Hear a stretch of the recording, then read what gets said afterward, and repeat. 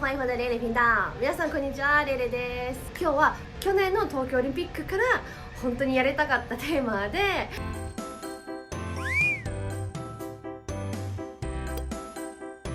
去年東京オリンピックの時にその開幕式について、中国で皆さんどういう反応があるのか、どういう評価があるのかっていう動画出したんですけれども、その中でも少し話したんですけれども、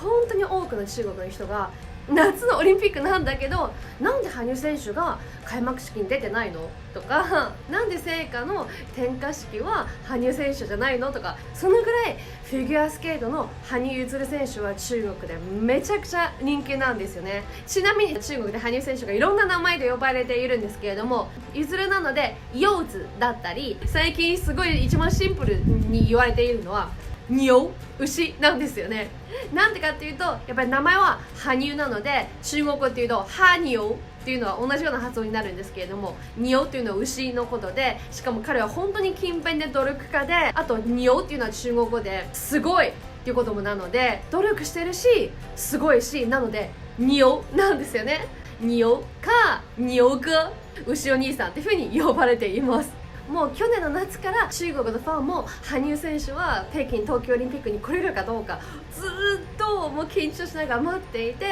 それで皆さんご存知の通り羽生結弦選手の北京冬季オリンピックの出場が決まったっていうことで、4回転半も初めてちゃんと着地したっていうことで、もう中国のファンもめちゃくちゃ盛り上がっているんですよね。で、じゃあなんで羽生結弦選手はこんなに中国で人気かっていうと、もう結論から言うと、ある言葉がすごいぴったりだと思うんですけれども、それは始于颜值、陷于才華、忠于人品。どういうことかっていうと、もう羽生選手は見た目からしてもう漫画からそのまんま出てきたような見た目してるんじゃないですか。天使のような存在なんですよね。なので、最初は本当に見た目からもうパッと見て好きっていう感じなんですけれども、陷于才華っていうのはもうこれも皆さんご存知の通り、もう羽生選手もこれまで獲得してきた実績、血まみれの努力とか、もう本当に怪我して血を流してもちゃんと最後まで演じ切るとか、いろんな怪我もしてるんですけれども、怪我の後にも一生懸命リカバリーして舞い戻ってくるとか、もうこれまでも2連覇していますし、さらにもう3連覇達成するかもしれない実力者なんですよね。なので陷于才華っていうのはもう彼の実力に惚れ込んでしまったっていうことなんですよね。で、3つ目の忠于人品っていうのは、もうその羽生選手の人からそう人間としての品格、自分の選手としてのキャリアだったり、周りのスタッフへの配慮だったり、他の選手へのリスペクト、もういろんな羽生選手のエピソードが中国で語り継がれているんですよね。中国選手が国旗を持ってる時に逆さまになってるから、羽生選手がパッと気づいて直してあげたり、私たち中国人でもそんなにすぐ気づかなかったぐらいなんですよ。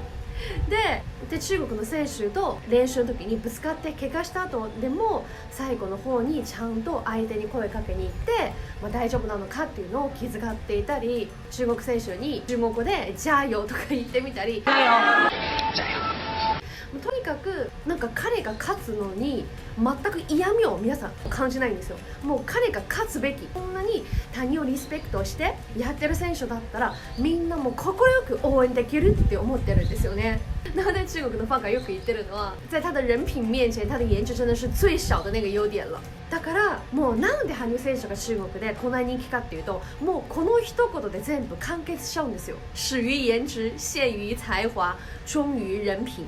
でも結論出してしまったので動画終わるかと思うんですけれども、いやここでは終わりません。なんでかっていうと、羽生選手は本人も本当に美しくて品格もあるので、中国の羽生選手のファンもよくいろんな綺麗な言葉で彼への愛とか彼への応援を表現したりするんですよね。北京テレビ局のフィギュアスケートの解説の方がライブの試合の解説をするときにとっさに詩を読んだんですよ。羽生選手を称えるために美しい詩を読んで、ちょっとここでも一回読み上げると、容颜如玉、身姿如松、翩若惊鸿、宛若游龍。そのぐらいの詩を読まないと彼を表現しきれないっていう風に思ってしまうんですよね。でも私にはそこまでの文学的な教養が足りないので、私が直接皆さんに中国のファンの熱量っていうのを伝えきれないと思うので、今日の動画の後半は実は中国の CCTV のスポーツチャンネルが中国の最大の SNS のウェイボーで、あなたはどうして羽生選手を好きになったのっていう質問を出したんですけれども、それに対して中国のファンがいろんなメッセージを残しているので、そのメッセージ、ファンの言葉をそのまま皆さんに読み上げていきたいと思います。ストレートに中国のファンが羽生選手のことをどう思っているのか皆さんに知っていただきたいんですよね。では一つ目，我喜欢他7年了，从15年 NHK 秦明的编排步伐入坑，到现在一直都很喜欢。突然这么问我为什么喜欢羽生结弦，我竟然回答不出来。或许是他冰上起舞的经验，或许是他谦逊坚韧的性格，但换成其他人我又不一定会喜欢。正因为是羽生结弦，所以大家才会如此支持他。2番目，因为他勇敢坚毅，面对困难挑战不退缩；因为他和睦友善，彬彬有礼；因为他的跳跃干净利落，步伐用刃细腻，旋转赏心悦目，节目带给观众美的享受。祝福他完成花滑路上的4A 梦想。为什么喜欢羽生结弦呢？因为他极强的花滑技术和艺术感染力，因为他毋庸置疑的实力，更因为他温柔赤诚的灵魂和骨子里的不屈不挠啊。很喜欢他的一句话，我从未认为我是冠军，我永远都是挑战者。 I'm never feeling like a champion. I'm always challenger. 正是因为能不断出发，不断对自己再定义，他才能如此闪耀吧。皆さんどうですか？中国のファンの言葉って結構重たいんですよね。そのぐらいみんなめちゃくちゃ心から羽生選手を愛してるんですよね。まだまだちょっと続きますけれども、これもすごい好きなコメントです。除去作为运动员的耀眼的实际和光辉，他还是个聚集了世间美好品质于一身的人，强大自信，但又谦逊之礼，意志坚强，善良真诚，永不服输，敢于挑战。他是很少见的那种见识过大世界却还能保持初心，眼里总有清澈的光的人，由内而外散发魅力。我必须说，在冰场上的ズズ，そうズズって呼ばれてます。比任何时候都要耀眼，都要闪亮。みんなちょっと甘い言葉使いすぎて思わず変なテンションで読んでるんですけれども、普段の喋り方こんな大げさじゃないので皆さん心配しないでください。ではこのコメントも，从雪妹认识到了这位意志坚毅的少年，他的经历也触动着我。天生患哮喘，还遭遇了311大地震，可是他没有放弃滑冰，并一次一次跨过逆境，达成了别人不可达的成就。而场下还是一个热衷公益、善良如天使般心的人，对家乡的复兴也一直支持并支援着。喜欢他不仅仅因为他是一位伟大的运动员，更多是被他身上的品質所吸引吧。皆さんここまで聞いてどうですかね。本当に多分私のなんかもう淡白のまとめの言葉よりも、こういうふうにストレートファンの言葉を伝えた方が伝わるのかなと思っていたんですよね。